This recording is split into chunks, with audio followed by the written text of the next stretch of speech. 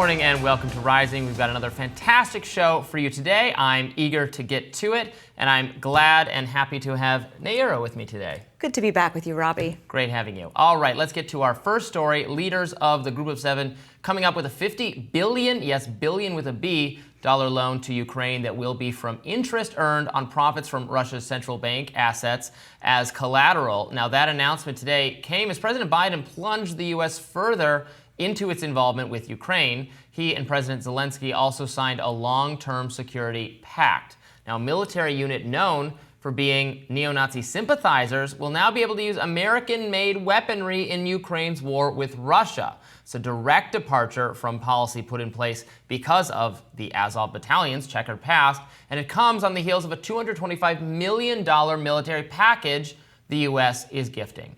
Here to discuss these latest developments is retired Lieutenant Colonel Daniel Davis and host of the Daniel Davis Deep Dive Show on YouTube. Colonel Daniel Davis, welcome back to the program. Hey, thanks for having me back, Robbie.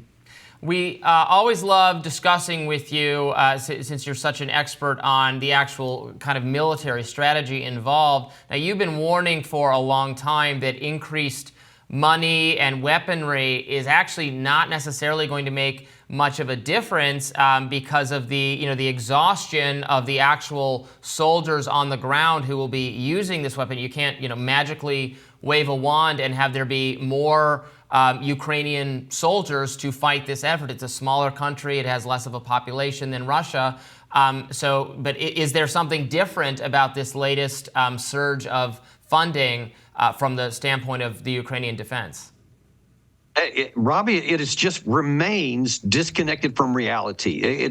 You can print dollars, you can go and borrow it from China, you can build tanks, you can build more bombs. You can't print people. You can't just make them out of thin air. And there have been, the internet, especially on Telegram, out of the Europe, is flooded with all these videos of Ukrainian people, soldiers grabbing men off the street every day. And I mean, there's big fights. Some of these people have actually been killed on the location because they're trying desperately to fill the gaps of the people they're losing on the front lines. And they're not even being able to press gang into the formations. They can't get enough people to replace the losses they're getting. So every month you look at it, it's a continual net loss. And even what you're replacing is not commensurate with the people that are being lost in terms of capacity because they don't have the time to train these people extensively before they put them in because the need is so great. So every day they get weaker and weaker, no matter how many dollars the United States send or how many new security pacts the U.S. want to sign. And I don't know why we would want to tie our own security to that of Ukraine to a dying military power. Danny, I appreciate that you mentioned the dollars aren't going to make a difference in the reality on the ground right now. The reality being, of course, that Ukraine was invaded by Russia, and there were warning signs. This is not the first time that Ukraine has been invaded by Russia, and I can certainly expect that if this were to happen in the United States, the idea of a draft or conscription would be something we'd be experiencing too. We're lucky enough to be separated by a massive ocean between here and Europe. But since we're seeing this meeting happen and these discussions and these monies going out right around the anniversary of D-Day and the celebration of World War II, that was a war that was started because one country decided it wanted to change borders and invade another. So what are the lessons then that we can apply from World War I, World War II, that we should be applying here to Ukraine? Yeah, lots of people have been wanting to draw that World War II analogy. I've been here just ad infinitum as long as you can imagine. Everyone's saying Putin is Hitler, just making those people one. So whatever Hitler did, Putin's going to do. And if if we don't stop Putin here in Ukraine, he's going west. He's going to continue to attack into NATO. That is nonsense. It's absurd. And it's absurd not because of any promise that Putin may make or any whatever he does or doesn't want, doesn't even matter. What matters is capacity. Hitler had an extraordinary capacity with a massive air force, millions of men, army, industrial capacity, a navy, everything that you need to actually have a theater conquest, which he did. Putin doesn't have any of those things. I mean, you can see their Black Sea Navy can't even stay afloat against Ukraine that doesn't have a navy because of emerging technologies. Their army is barely big enough to just take part of the Donbass in the eastern part of the one country, Ukraine. And so you see with all of their air power, they can still only inch forward. And it's eventually they're going to overwhelm Ukraine. If this continues on, the Ukrainian army will eventually just collapse out of exhaustion and the lack of personnel. But the idea that Putin can then take that and go into a 32-member alliance that has a modern Air Force, Navy, Space Force, millions of men of total military capacity is nonsense.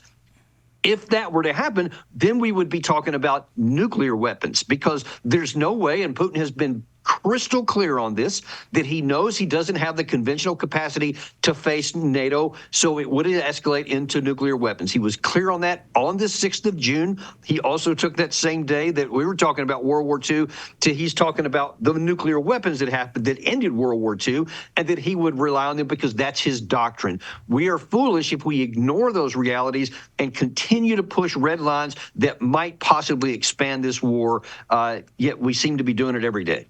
Right, and I think the point is, it's not because, Putin is this magnanimous figure or we can always trust what he says. We should be scrutinizing all world leaders and, looking for what their actual motivations are. Just because they say one thing doesn't mean they're going to do it.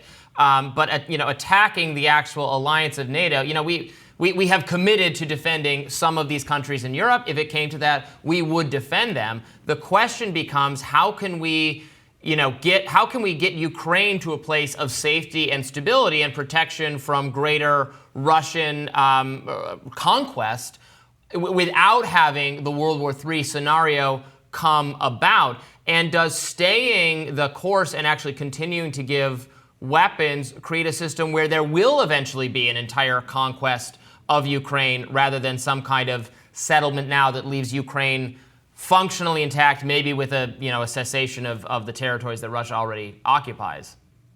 See, I will argue, Robbie, that our current policy is as close to immoral as well as is unworkable as you can get, because instead of recognizing just the plain military realities, I mean, you can actually boil it down to a couple things. Russia has millions of more men from which to draw for military-age males, and they have an industrial capacity that we, as the collective West, are not going to match for the foreseeable future. And I'm talking multiple years at best. So on those capacities, you're not going to push Russia out. You tried last year, a catastrophic failure to even dent the Russian lines, and now they're only stronger. So the rational thing to do is to seek the negotiated settlement on the best terms that's even possible. And the longer we wait, the worse it's going to get for Ukraine. But at least that's possible. That's something you can work with. Vladimir Putin just recently again reiterated that he's willing to have a negotiated settlement, though it's going to be on terms that Ukraine won't like. But it is possible. To ignore that and to continue going down this other path is to condemn tens of thousands, possibly hundreds of thousands of more Ukrainian men to a pointless death, the destruction of more Ukrainian cities, and the loss of more territories for the ultimate negotiated settlement that'll happen one way or the other. And we don't seem to be willing to acknowledge basic reality on the ground so far. I find it very interesting that you are talking about the military realities in terms of what the U.S. is providing, because if you talk to the Ukrainian ambassador and even Zelensky, they'll agree with you. They will say the U.S. isn't doing enough, and that the slow roll of the money, the slow roll of equipment, the inability to provide drones and what they actually need to take the battle to Russia is the problem. So is it that the U.S. has been dragging its feet so it doesn't appear like the U.S. is running this war?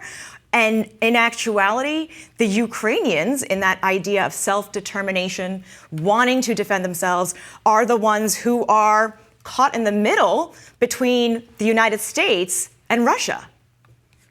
There are two things that are both true here simultaneously. One, we definitely drug our feet in terms of how things have been dribbled out over now almost 2.5 years of war. That part is true. What's not true, though, is the implication that if everything had been given up front, and that would have been foolish because that would have caused potentially a lot more problems. But if you take that off the table even and just said, if we gave Ukraine everything they asked for right away, would that have made a difference? No. It might have changed some of the initial tactics and capabilities on the front side, but those national dynamics would not have been changed by that Russia still has millions of more men, and they have an industrial capacity that dwarfs everything we can have. It wouldn't have changed the outcome of the war.